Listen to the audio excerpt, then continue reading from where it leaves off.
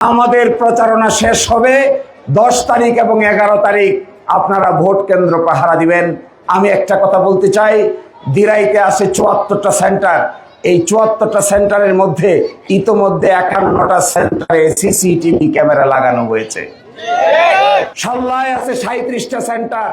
37টা সেন্টারের মধ্যে ইতোমধ্যে 29টা সেন্টারে সিসিটিভি ক্যামেরা লাগানো হচ্ছে। প্রত্যেক পুলিশ অফিসারের কাছে একটা করে বডি ক্যামেরা দেওয়া হচ্ছে।